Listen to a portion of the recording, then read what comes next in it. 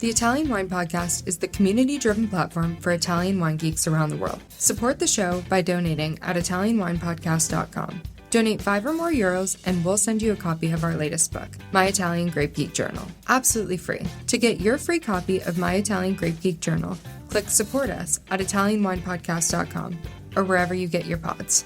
Grazie mille.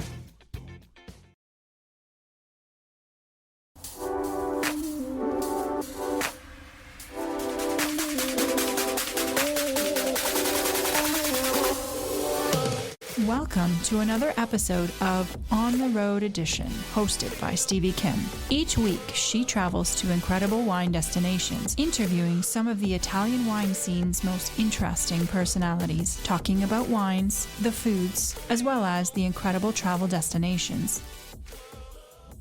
Hello, my name is Stevie Kim and welcome back to Italian Wine Podcast as we travel into Langhe, and this is a Langhe Piemonte special just after Vinitaly. Today we are joined with Roberta Ceretto from the Ceretto family, and she is the inventor and the creator of the famous chapel, the Chiesetta Colorata. Roberta, tell us a little bit about the Ceretto family and the wine business. Yes. So to describe the Ceretto is quite complex because we were born at the beginning of the last century, and the winery was created by my grandfather Riccardo. But then the second and the third, the current generation has developed many other skills. So talking about Ceretto is no more only talking about wineries, but is also talking about restaurants, cultural projects, hazelnuts orchard, so many things. And here we welcome you in one of our main wineries, the heart of our wineries, where we come every day working, where we have the offices. It's an ancient estate who belonged to Vittorio Emanuele II, the first king of Italy, but now is a winery.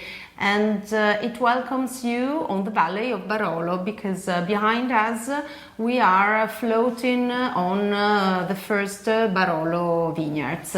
So is this related to Fontana Fredda as well? Because they have the estate from the first king of Italy, right? Exactly. Fontana Fredda was created by Vittorio Emanuele II, and it was the place where he lived with his illegitimate, Mistress. This is related in a different way because one of the sons they had, Vittorio Emanuele and the Bella Rosina, the Beauty Rose, moved here, and this property, so the villa that is on the top of the hill and the 3 farmhouses, become his properties. We bought the whole estate at the beginning of the 2000. We actually moved here a little bit before, and we moved all the production of my grandfather. But in reality, this is one of the 4 wineries, because what happened that was extraordinary in the 60s by my father and my uncle was that they understood the true value of this land and the grape that grew on this land that was and is still Nebbiolo. And they start buying little vineyards and building wineries inside the vineyards. So before the appellation was made, which was when? We created a first winery in Barbaresco, where now are vinified the 3 single vineyard, the 3 crus. The second winery was Briccorocche, that hosts the 6 single vineyard of Barolo. And which is one of the wines that we'll be tasting today. Exactly. Right? We are tasting 3 brothers. Those are the oldest labels of the single vineyards of Barolo. In the time we added 3 more that are Cannubi. That was in a way a dream, because if you produce Barolo, you aim to produce Cannubi, that is where Barolo was first vinified. And Rocche di Castiglione, that is the neighbor of Bricco Rocche, and Bussia, again another great name if you talk about Barolo. The 4th winery, this is the 3rd, the Monsordo estate. We are on Monsordo Hill. The 4th winery is dedicated completely to Moscato. And it was going back to the origins, because Bruno and Marcello, before them Riccardo, my grandfather, they come from Santo Stefano Belbo, that is where Moscato was first produced. So you're the 3rd generation, is that correct? We are the 3rd. Okay, so in the 3rd generation, there's Federico, yes, my Alessandro, brother. Alessandro, my cousin, and Lisa, that is Alessandro's sister. Okay, so, and then there's yours. So there are 4 of you. Exactly. And how are the roles divided, more or less? Who does what in the family? So we are in a typical Italian family, so where everybody does everything. No, in reality, a part of Alessandro that is 100% concentrated on the vineyards and the production. So he's the chief winemaker. Exactly, with a big team, because nowadays Ceretto has a property of 180 hectares in the Langhe and Roero district. So apart Alessandro, Federico, Lisa and I, we have a foot in all the other activities. So we take care also of the restaurants and the hazelnuts factory. So I mean, the restaurant is just, just FYI, one of the most famous. It's called Piazza Duomo. Exactly. Of course, 3-star Michelin, just very modest restaurant. Yes, one of the things that they do. This is our cherry on the pie. It's a very special place, and the chef Enrico Crippa for us is a kind of his kind of brother. Yes, iconic chef in Italy. Exactly. Coming back to your question, Federico is the front man of Ceretto, so is the one who represents our name and our wines, especially abroad. I take care of marketing and communication, and the family has developed also a passion for art, so I'm the creative in a way. You're the creative director. Exactly. Right, the artistic. Yeah, I'm the one who can invest money in buying strange objects. So you spend money, the others make money. Exactly, right? I'm the party girl. Yeah. And Lisa, she's the one that controls me, because she takes care of the accounts. Right, she's the admin, finance person. The CFO, if you want to make it shorter. But in reality, we like to be considered really a family, and this is the way it works, because our board usually is around the table during Christmas time, Easter, and you have a family dinner. Let's talk business, right? Exactly. Holiday is always business. Have a question, and then the discussion they start. I think it's very typical, especially of this area, because Piemonte and the Langhe district is an area that is quite new, where there are still families working in the activity and controlling and putting their experience and passion in the work they do. Are you enjoying this podcast? Don't forget to visit our YouTube channel, Mama Jumbo Shrimp, for fascinating videos covering Stevie Kim and her travels across Italy and beyond, meeting winemakers, eating local foods, and taking in the scenery. Now, back to the show.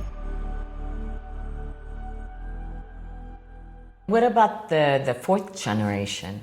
The fourth generation is that coming along? Are they in the wine business yet? Well, or the Ceretto family business? If the four cousins, so us, more or less have the same age, the next generation, the children of my cousin Lisa, they are already at university.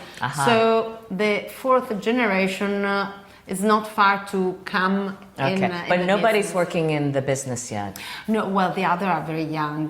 My boy is 8 years old. Oh, she's tiny. Yeah, he's very tiny. But also, well, there are 6 split. The 2 old are ready to start working. Okay. The other 6 are split. The 3 girls, they are 14, 13. And the 3 boys, they are 8 and 9. So it's work in progress. Exactly, it's a work in progress. Some of them are showing to be very passionate. Talking about mine, if you have a boy and you bring him to drive a tractor, you win very easily. Okay. So just to sidestep a little bit before we taste the wines, what about that little chiesetta colorata? Oh, yes. I mean, this is kind of emblematic of your cultural and artistic DNA of the family. Everybody takes a picture, right? That's the photo op moment. Exactly. So tell us how that came about. It was not. First of all, where is it located? It is located in the Brunate vineyard. So I guess after 20 years, I can say Brunate is the most visited single vineyard of Barolo. Because of the chiesetta? Because of the chapel. Okay. However, Brunate is a great wine and it's a great single vineyard. We had this little church since we bought the vineyard in the 71. And until the 99, it was an anonymous place. Consider that we use it to park the tractor. It has the shape of a tractor. So for us it was a garage. Then it happened that a friend, an artist, who was involved in a project in Barolo, saw the chapel and asked to do something. What's his name?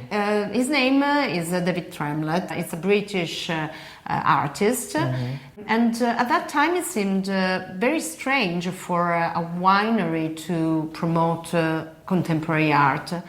But then we started working on it and involved Sol LeWitt, an American artist that was an icon, and immediately after the end of the work we start understanding that something was changing. Well, the local people included Bartolo Mascarello. I remember he called me and he said, "What have you done? What are you doing? Are you crazy? Are you crazy?" At the beginning it was a risk because in reality we were putting a lot of color in a very iconic, emblematic, traditional place. Yeah, and yes, very traditional, if you will, right? That's kind of the key very word. Unexpected. Right. With the time, and I was very pleased that at the end Bartolo pardoned me. Right. But with the time, it became a place that a lot of people liked. And what we learned from that experience was that it was a new perspective on a beautiful landscape, and it was a place where people arrived after a long walk to enjoy a beautiful sight and to experience a new emotion. If you consider our work is a work that create emotions. We drinking a glass of wine, you cannot stay without feeling something. And also in front of a work of art, you are moved by a thought. Your brain, your heart says something. And so we understood that what we wanted to do was to give different perspectives. And people showed that it was time to make this change. When we, for example, opened this place in the 2009, and I'm talking about the tasting room that welcomes not only sommelier or people working in wine, but tourists, we understood that the tourist now wants to be a protagonist, and so he wants to bring home an emotion and a moment. And so the little chapel was the perfect object that could make you reach that place and know that place. So this is why we keep going, and we try to add art everywhere. Also this winery, if you think, is unusual, because the building belonged to Vittorio Emanuele, so it is 200 years old. But when we renewed it, we were moved by the idea of adding something artistic. And when was this winery built? The first part in the middle of the 19th century, and this new part in 2009. Okay. So this is a perfect segue now to do a small tasting this morning. Yeah. But can you give us kind of a panoramic overview of how many wines you produce, how many labels, the production, the volume, the different areas that you cover? We are quite a typical winery in this district. First of all, because we have properties in the two neighbor districts of Langhe and Roero. In the 80s, my family made a big effort and a big investment in Roero with Arneis, rediscovering this variety. So, in reality, 50% of our activity is on a white wine that is Arneis Blanchet. Which is good for you now. Oh, yes. Then we have another big property in the Moscato area that is in Santo Stefano Belbo. So two wines are more than 50% of the total production of Ceretto. Okay. And then we have all the other properties in the Barolo and the Barbaresco. So we have 6 labels, 6 single vineyards in Castiglione Falletto, in Bricco Rocche Winery, Bricco Rocche, Prapo from Serralunga, and Brunate from La Morra, Cannubi San Lorenzo in Barolo, Bussia in Monforte, and Rocche di Castiglione, that is again in... So 6 Barolos. 6 Barolos, and the classic that is produced here. Here we are outside the appellation of Barolo, but for a reason of age, because my grandfather started to produce Barolo before the appellation was made. Oh, so your grandfather claused. Yeah, we can have the possibility to vinify Barolo and Barbaresco in Alba. Okay. It's like Pio Cesare, and exactly like that.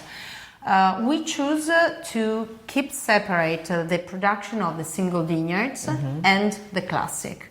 Classic for us means the Barolo and Barbaresco that are produced with a very ancient criteria, mixing vineyards, mixing grapes from different vineyards. While in Castiglione Falletto and in Asili, where we have the Barbaresco winery, we maintain separate the production. So Asili is only from the vineyards of Asili, Bernadotte from Treviso, only Bernadotte, and Gallina from Neve. Those are the 3 Barbaresco. So, making the story short, we have 7 Barolos. 7 Barolos, 4 Barbarescos. 4 Barbaresco. Then we have the daily wines that are the Dolcetto produced in this property, the Barbera, the Nebbiolo, the Blanchet, Moscato, Barolo Chinato. Oh, you do? Yeah, yes, exactly. Because you need a Barolo Chinato, we needed of course. a Barolo. The reason was the heart. My father insisted in having something traditional and something very typical.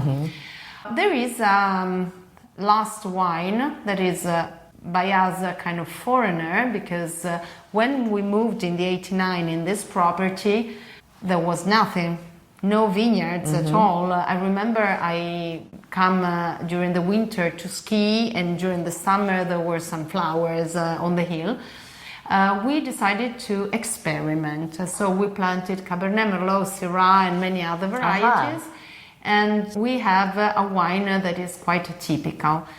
The family then decided to focus on the Piemonte varieties. So also here all our ideas of using foreigner grapes faded in a way, and so Monsordo is a very limited edition of a wine. So we focus on the very traditional Piemontese wine. So in terms of volume, how many bottles in... Total is around 1 million bottles. But we go from the 500 of Canubi, that is nothing. 500 bottles in total? In total. Because I think Chiara does, I saw yesterday, probably a little... 4,000. Canubi. Yeah, but our property of Canubi is 1 acre. Yeah, it's tiny. So it's a tennis court. I mean, that's what we can have from that vineyard. And consider that our largest production of Barolo is Brunate, where we have almost 6 hectares, and we are talking around 12,000 bottles. What makes volume, but it's ridiculous talking about volumes, is Blanchet, but because Blanchet is 90 hectares. So we have 4 vineyards. One of the vineyards has 1 kilometer from one side to the other. But there is a different question. It's a different kind of wine. I mean, to produce Blanchet, we have the same passion and we put the same attention. But to produce Blanchet, it's shorter. You don't need all the attention that you need for those wine, all the time that you need for a Barolo. You harvest in September and the wine is ready in February. Yes. You don't have a passage in wood, while the Barolo ages for 3 years plus 1 in wineries. So it's a different wine. Okay, I say let's taste the wines. Why have you chosen these 3 wines? Yeah. And tell us in which order we'll be tasting. Okay, so I choose the ABC of our Barolo. And why Barolo? Because thanks to Barolo and thanks to all the attention and efforts that my father and my uncle put on Barolo, Ceretto now is what you know. They are known like Barolo brothers, and they started really a revolution on those wine. They started to buy land in the 60s where nobody used to do that. And so the transformation of Ceretto began with Barolo. Why those 3? Because those are the oldest. Okay. The first 2 vineyards that we bought were Brunate and Prapo. Then those in the 71. Then in the 78, Bricoroque, where we built the winery that become also very iconic in the 2000 because we added the cube that like the little chapel is an object that everybody knows in this district. However, a part of a question linked to our heart and our origins, those are the perfect tasting to understand the difference of the district of Barolo, because we're talking about Brunate that represent the extreme north of the appellation of Barolo, Prapo that represent the extreme south of Barolo, North-south. so Monforte, we are talking of La Morra and Monforte, the 2 sides, the elegance and the power. And Bricco Rock that is in between. So for us, it's the summary and the perfection because he put together the elegance and the strength. So when we have to make people understand why the producer of Barolo are so obsessed about terroir and about vineyards, simply pouring those three wines, people find the answer to the question because each of them produced in the same winery by the same man. Same winemaking process. Exactly the same. And same type of vessels. Absolutely. Okay. Bricco Rock is a tiny winery where 6 people working as winemakers, and in the vineyards there are more, but same people, same place, same technology, if we can talk about technology, but the wines are similar but different. So this is the fascination of the land of this area. Okay, so let's taste the wines. We start with elegance. So we start with Brunate. Okay. 2019. This is the current vintage. We are starting to release 2020, but at the beginning of the summer. Okay. Yeah. We prefer to keep a little bit longer the wines in the cellar. You see, the color is a perfect nuance of the Nebbiolo, that is a brick color. 2019 was one of the greatest vintages released. So we are also very lucky to taste those wines.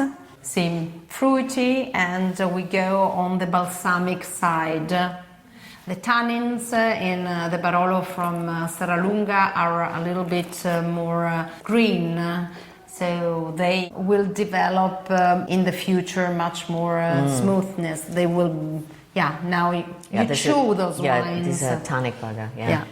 Also in the nose they are similar, but there are some differences. And the last one, Bricco Rock, it seems more mature also in the nose. So, when you look at these three, they look exactly alike. They seem identical, color, right? So it's very much on the palate and on the nose, right? So give me like a cheat sheet as to how you can tell the difference in terms of taste. On a blind tasting, how can you tell which is which? Brunate, Prapo. Not from the color, because they're identical. Quite identical. They're identical. I can switch it around. Brunate is more fruity in the nose, and in the palate you have a tannin that is not so sharp. So Brunate is fruit and elegance. In Prapo, usually you feel more balsamic smells, so kind of eucalyptus, but also the underwood are more evident, so a little bit more mushroom, and the tannin are sharper. This won't stay like that for long. I mean, in 5 years, the tannins will be beautifully smooth. So you have to be patient. Exactly. Or at least you combine it with a beautiful steak or something a little bit rich. The fat will make rounder the tannin. What is typical of Bricco Rock is the balance. The nose, it's more ready. I mean, the nose, even if it's a young vintage, it's more in the direction of a more evoluted wine. And in the mouth, it is not so close, and the tannin is not so hard as...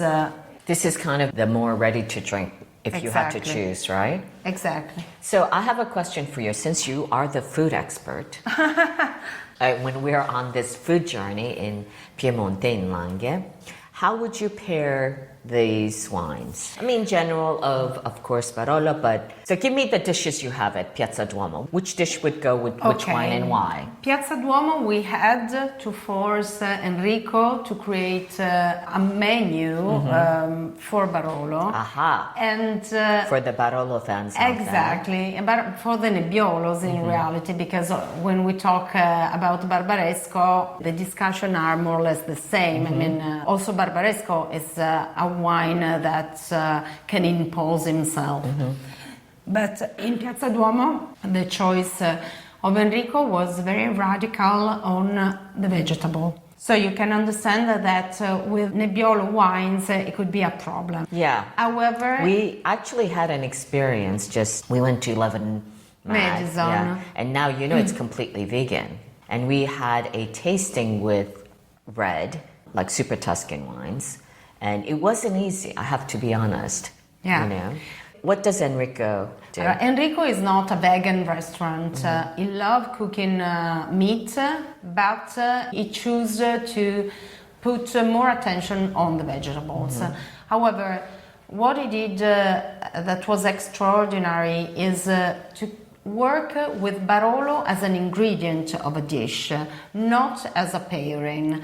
So he made a whole menu where he prepared excellent dishes, and the Barolo become the last ingredient to make the dish perfect. It's an interesting concept. However, if I have to talk about my favorite combination, I love lamb. I love lamb with those wines because lamb is Andrea's getting hungry. A very intense meat, but in a way it's also very sweet. And so I think that with the taste of the lamb, the fat of the lamb, the sweetness of the lamb, it perfectly combined with those wines. Okay.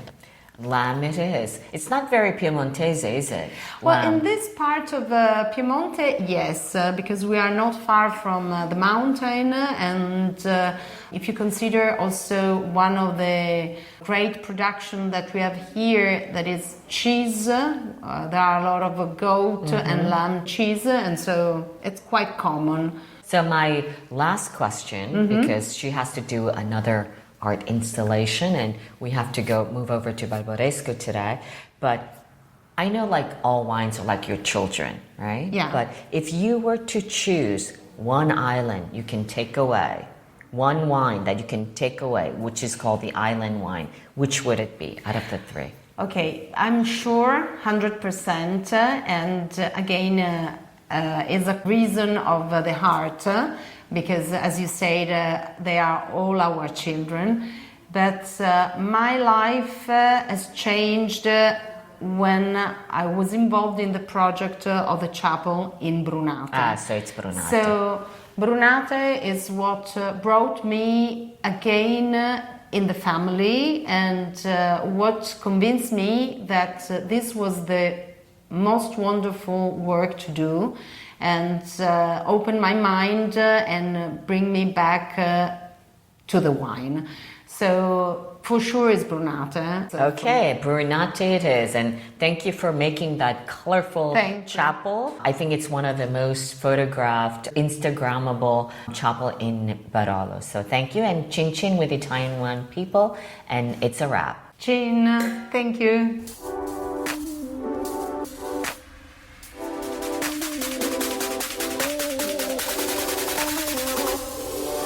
Thank you for joining us on another installment of On the Road Edition, hosted by Stevie Kim. Join her again next week for more interesting content in the Italian wine scene. You can also find us at ItalianWinePodcast.com or wherever you get your pods. You can also check out our YouTube channel, Mama Jumbo Shrimp, to watch these interviews and the footage captured of each location. Chin chin!